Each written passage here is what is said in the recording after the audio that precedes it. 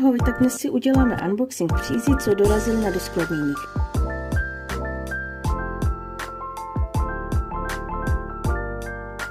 Máme novinku a to je Elize Veluto. Za mě má velice krásné barvy. Je sice o něco tenčí než Bettinka, ale na omák je velice hebká.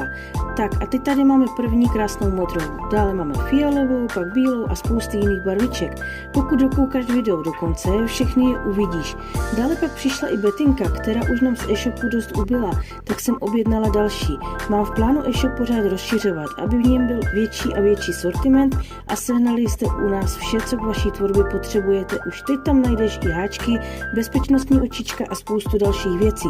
Pokud mě vidíš poprvé, tak připomínám adresu e-shopu www.lovellycrafting.cz a budu ráda, pokud se podíváš a třeba si i něco vybereš. A pokud mě ještě nesleduješ, tak nezapomeň dát follow a srdíčko, aby ti neutekly novinky. Tak ahoj u dalšího videa.